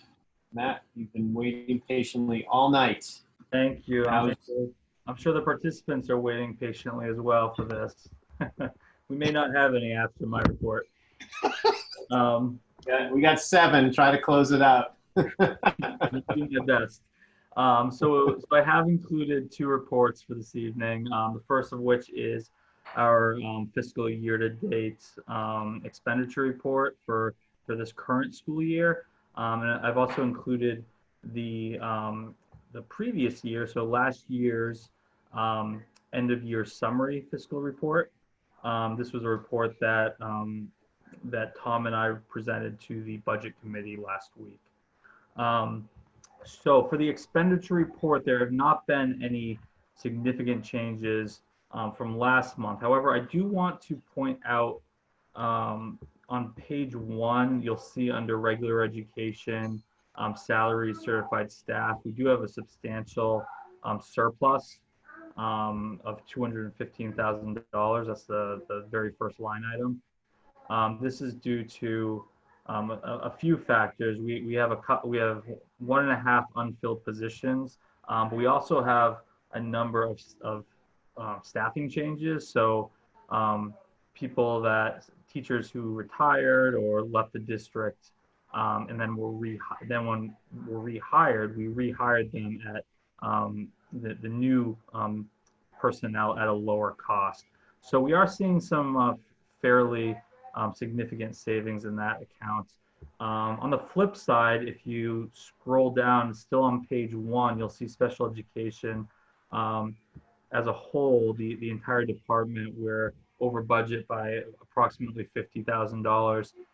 So this is an account that we're going to continue to monitor in the context of the entire expenditure report. And if towards the end of the year, we do have the need, we would look at potentially utilizing the expendable trust for these overages, but at this point, that's not something we're entertaining at the moment. So in regard to the end of year summary report from fiscal year 2019-20, which was last year, we did complete our audit with our outside audit firm, Plodzik and Sanderson. They come in on an annual basis to review our financials. These are preliminary results. They won't issue their final financial statements and audit report until probably the February timeframe, but there's no reason to think that these numbers will change. And if they were to, I'd certainly report back to you. So the big bottom line number that we always look at on an annual basis is the unreserved fund balance number. So that's essentially the amount of funds we have left over at the end of the year. There are a couple of funding sources that come into play here. One is unexpended funds. So that's when you look at our operating budget. So I just briefly spoke about our expenditure report for this current year. Well, that's our operating budget. That's how we're spending money. Any unexpended funds are those accounts that we don't spend the full amount of funds that were allocated. So in this case, we have nearly $212,000 of unexpended funds from the 2019-2020 operating budget. There were a number of factors here. Really, the biggest factor was health insurance. We were fortunate with staffing changes. We had a benefit plan elections that were substantially less than the people that they replaced. So say, for example, we have an employee who has a family plan, and then they're replaced by someone that has a single plan. Well, we save, approximately, $18,000 on that health insurance plan.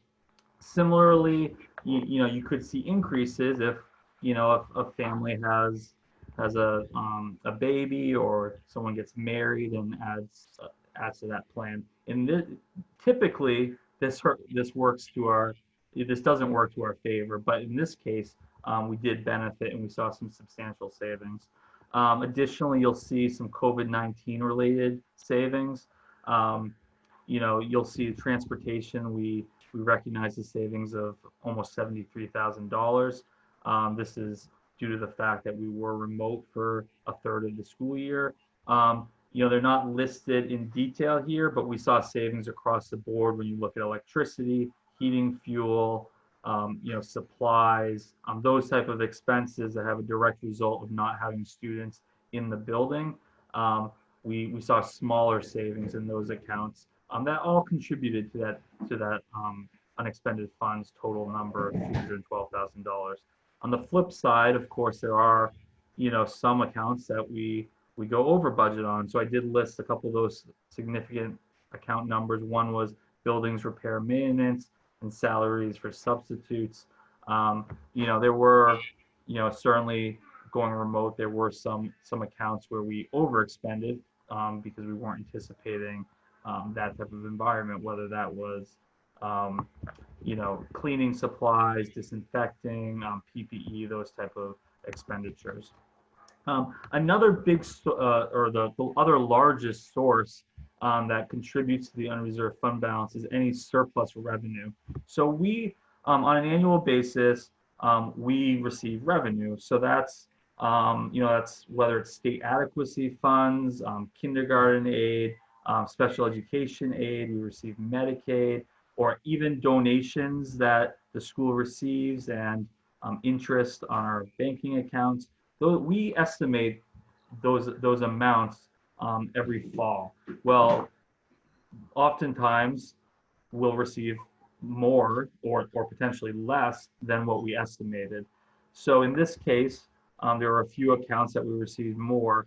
That included Medicaid. So as you recall, earlier this year, or actually it was last year, we were having some issues with Medicaid with the states interpretation of regulations and how we could qualify for Medicaid. We were able to do some workarounds. Dr. Eric Kalian really did some fantastic work with her team to make sure that we were able to collect on Medicaid. But at the time, when we did make those estimates, we had to be conservative. So we did reduce that a little bit. So that did reflect a surplus. Special education aid is always a variable revenue source. We base it on the students that we know that we have at the time.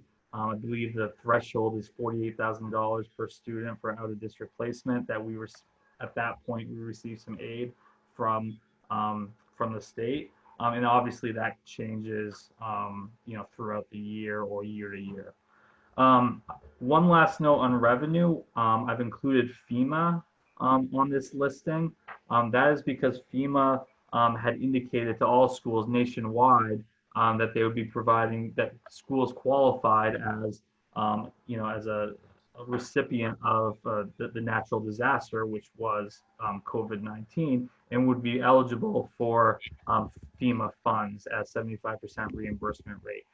We actually applied for FEMA funds and we did receive preliminary approval for those funds. However, in the last 2 weeks, FEMA has rescinded that qualification for schools.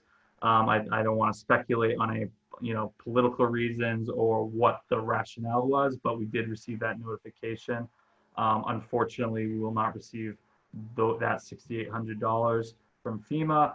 And more importantly, this school year, when we were looking at all the COVID-19 related expenses that we have incurred and we anticipate to incur, we will not be receiving reimbursement for any of those items. So none of the PPE, none of the the cleaning and disinfecting supplies, nothing for the tents or the extra Chromebooks and iPads that we had to buy. We have a substantial list of COVID-19 related expenditures that we have no aid from. So that being said, Susan's been working diligently to manage our budget, and we do feel confident that we'll be able to operate under these conditions. One last note on unreserved fund balance. So if you add the unexpended funds plus a revenue surplus, that doesn't equal the unreserved fund balance. So the reason for that is there are some other small sources that do contribute to the unreserved fund balance. They're small numbers, so I don't go into detail, but that could include an unexpended warrant article. So for example, if we do a roof project and we receive those funds, but the project comes in under budget, well, that differential goes back and goes into the unreserved fund balance. Similarly, our fiscal year ends on June 30th. So if we have an open project or an open contract and we encumber those funds into the next fiscal year, so that's called a carryover encumbrance, and then we don't spend that in full encumbrance, that for whatever reason it comes in lower, we end up that balance also goes into the unreserved fund balance. So there's a few other small numbers. So if you're trying to make do the calculations, that's never going to add up exactly the same. One last note on unreserved fund balance. So this doesn't affect Northampton School District directly, but it does affect Northampton, community members in the town as a whole, and that has to do with the Winnicott unreserved fund balance. So as you know, we took the tack last year of knowing that we were going to recognize savings due to COVID and going to remote learning. We decided that we want to maximize those savings and return those funds to our individual towns. We felt that was really important. We understand that our communities are struggling and many of our families are struggling. So that was a position we took. And similarly, the Winnicott school budget is returning just over $1.2 million, of which Northampton will be receiving about $185,000. So That will be used to offset tax assessments, again, for the 2020, 2021 assessment. So moving on to expendable trust funds. We have a number of expendable trust funds at Northampton. I'll also note that we did have one expendable trust that was funded at the March 2020 ballot, and it was approved for $50,000 for the special education expendable trust. That was taken off the unreserved fund balance prior to the $312,000. So had you not funded that trust, the unreserved fund balance would have been, $362,000. So just a point of distinction. Sometimes when we say unreserved fund balance, people aren't sure if that's prior to or after funding the expendable trust, but it's always after funding the expendable trust. So in addition to the special education expendable trust, we have building maintenance, we have healthcare and technology. Our special ed balance is $363,000. We do have a target of 400, so we're really right on track for that trust. Similarly, our building maintenance trust is at almost $170,000 with a target of $150,000. So I want to point out that particular trust because we are slightly over the target. And we do intend to, during this budget process, to look at, what building projects that we have. I know we have some Homeland Security recommendations, and really focus on where we can utilize this building maintenance trust and fund it that way, and also keep that operating budget really lean, because we know that we need to bring forth a really fiscally responsible budget to the town this year, considering the economic conditions that we're facing. Our healthcare trust is at $198,000 with a target of $200,000. So again, we're right on target. That's a trust that mitigates our health insurance volatility year to year. I'll also note that that's a great tool for hedging that GMR rate that we receive on an annual basis for health insurance. So we receive a guaranteed maximum rate for health insurance, but then we in October, then we don't get an actual until March. Well, there's oftentimes a differential there. So we could potentially budget, based on an estimated guess of what that actual will come in at. So we can bring down that operating budget, at least for that account line item. Finally, we have a technology expendable trust with a balance of just over $15,600. That's an account that the technology committee at the school is focused on and looking at how we can utilize that more on a long-term basis. So that'll certainly be a discussion point as we move forward. I'll also point out that there were no withdrawals from any of the trusts in the 2019-20 school year. Finally, as you recall, we had a energy expendable trust that was for our natural gas conversion. So we converted from oil to natural gas last year. So at the March 19th, 2019 ballot, we did approve the dissolve of that fund because we had, I think just under $1,000 left over in that trust, as well as our building expansion capital reserve fund, which we dissolved as well, because that was for a specific building project that was completed. So in addition to expendable trusts, we also have warrant articles where we raise and appropriate funds from. So at the March 2019 ballot, there were approvals for 4 warrant articles. The first of that took effect in the 2019-20 school year. So I know we're almost looking back 3 years at this point, because the audit is specific to last year, but then there were warrant articles that were approved the year prior for last year. So I apologize if it's a little confusing, but last year's budget included a warrant article the first year of the collective bargaining agreement. That's for our teachers union, the new contract. That was for almost $147,000. That's a 4-year contract, and ongoing it'll be rolled into the operating budget. Additionally, we had the long-term maintenance warrant article. That's an annual warrant article that we bring forth for different building projects, various maintenance work that needs to be done at the school. We keep that roughly in the $60,000 to $65,000 range. Last year is at $65,000. The projects came in a little lower, so we didn't expend. It ended up costing us about $54,000 for those projects.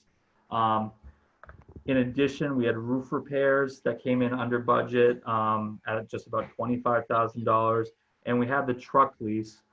So the truck lease was for the plowing of our grounds that we do on site. We save significant money by not having to contract out snow removal except for a certain threshold. So I think over 8 inches, we contract that out.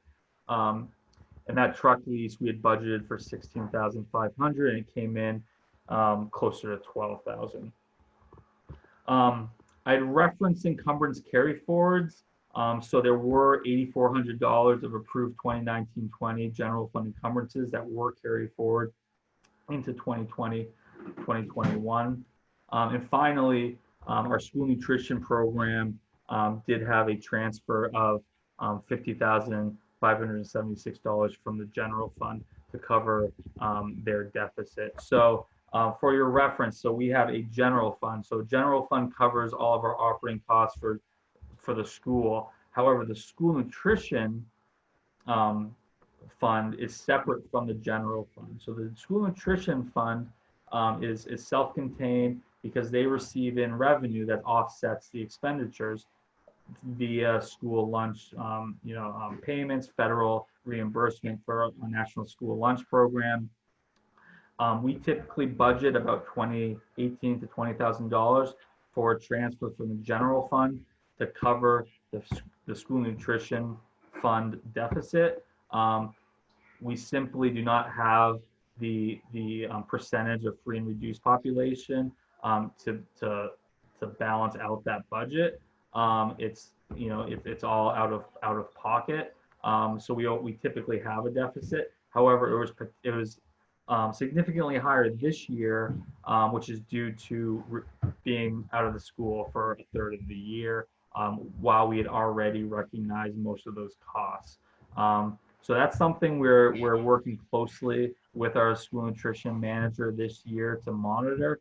We have received waivers from the federal government to provide free meals for all of our students officially through December 31st, but it looks like it may be through the end of the year. This will help significantly for running of this program.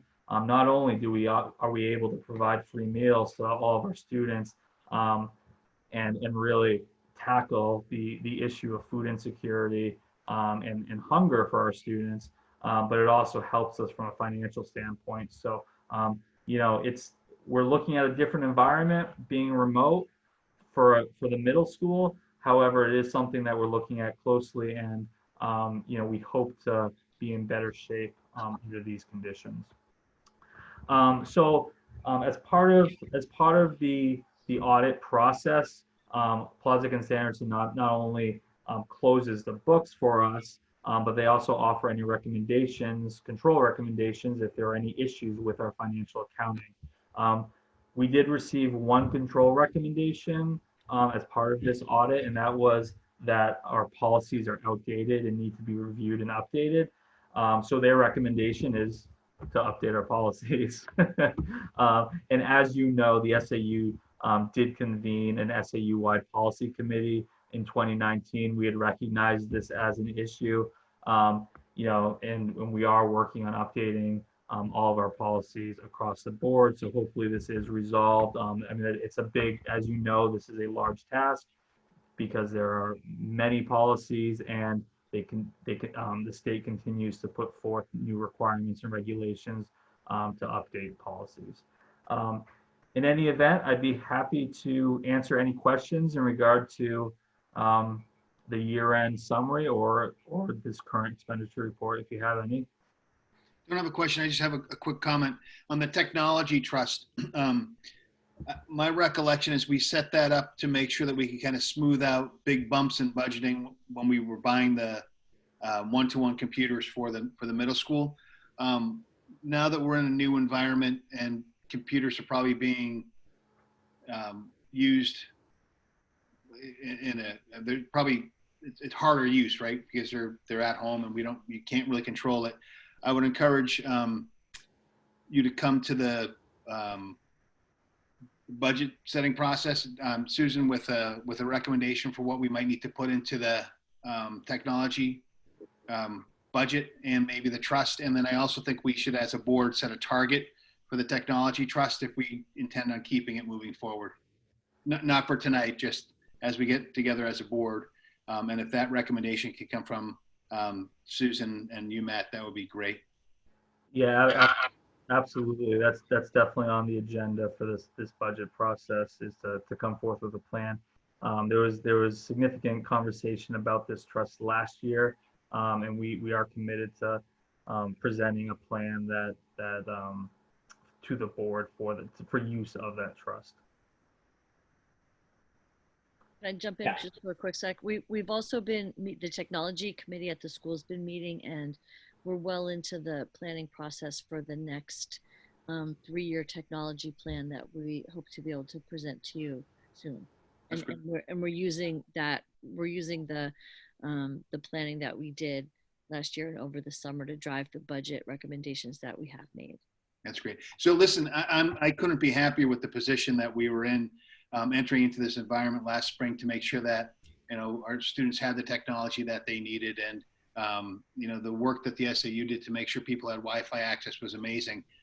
So we're lucky that we were where we are right now. And now it's just a matter of how we plan to move forward and continue the momentum, right? Absolutely. Yeah, thanks, Tom. I echo that. And I think it's important to get a published target on there for transparency. Any other questions for Matt? Thank you, Matt.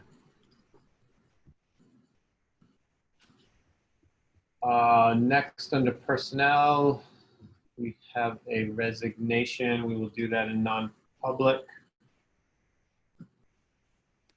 And the nomination, we will discuss this in non-public, and then I suppose do the nominations once we come out after our discussions. Do I have a motion to go into non-public? I'd like to make a motion to enter non-public session under RSA 91A32 Bravo. Second.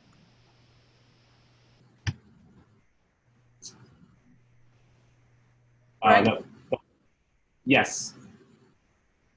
Martin, Yes. Nermina, Yes. and Tom. Yes. Okay, give me just a moment. I think what we're gonna do, we do have 8 attendees. We will bring them all over in as a panelist and then put them on hold. And then we will lock the meeting for the non-public. I can help you bring them over. Okay, do you wanna bring them over and I'll put them on hold? Sure. It's easier if one person does, yeah. So you bring them all over. And as they appear.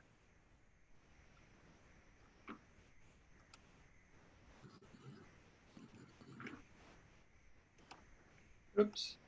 No, that's right, you're doing it. It's shifting on me though. Okay. Yeah, because once I see them, yeah.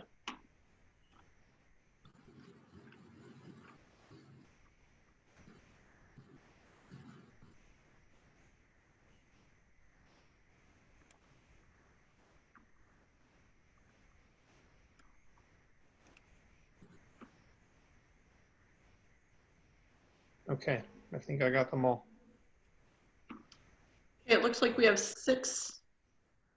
Did we lose somebody? I think you did.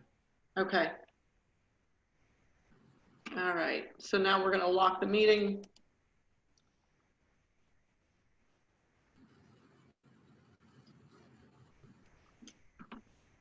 It is now locked. You guys are now, let me stop the record. Duffy. I put the Yes. report. Oh, thank you. Martin Tavishian, Yes. Nermina Peterson, Yes. Tom Von Jess. Yes. I have that vote recorded.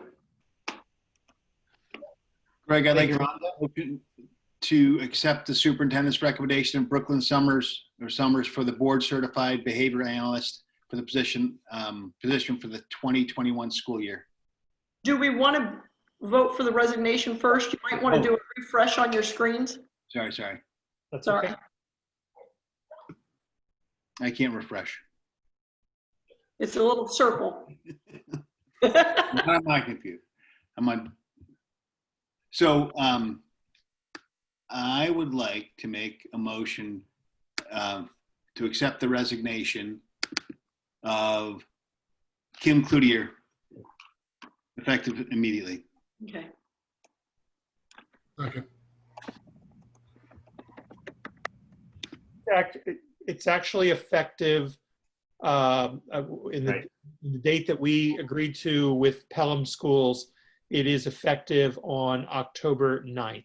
Oh, thank you for the correction. For Kim Cloutier, effective October 9th. Okay, I've just updated the vote.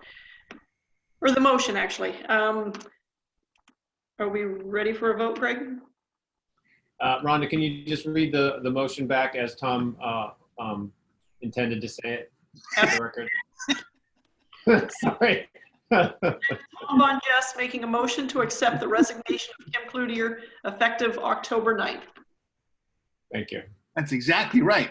That's what I heard, so I was just checking. Greg Duffy, Yes. Martin Tavishian, Yes. Nermina Peterson, Yes. and Tom Von Jess. Yes. And whoever else that was. I have that vote recorded. Thank you, Rhonda. And we have a nomination. Sure. I'd like to make a motion to accept the superintendent's recommendation of Brooklyn Summers for the board certified behavioral analyst position for the 2020-2021 school year. I'll second. Tom Von Jess, Yes. Nermina Peterson, Yes. Martin Tavishian, Yes. and Greg Duffy. Yes. That vote recorded as well. Thank you, Rhonda. I believe we are finished. Do we have a motion to adjourn? I've got one quick thing, Greg, if I may. I know you have the meeting dates here. I will need coverage for the November 4th policy committee meeting, if I may. I will be absent. Okay. November 4th. Yeah. You also had a budget conflict, but you got that resolved with Nermina, correct? Yeah, the same trip I'm going to be on, but I'm going to be gone that week. Nermina, you are the alternate for the policy committee? Okay. Okay. Good to know. It's a fun afternoon, Nermina. Yeah. So we can work it out, Greg. I just wanted to put it out there that 11/4 at 4:30 p.m. is the policy committee meeting. I will not be there. And whoever's doing it needs to get the papers ahead of time because there's about 3 weeks worth of reading.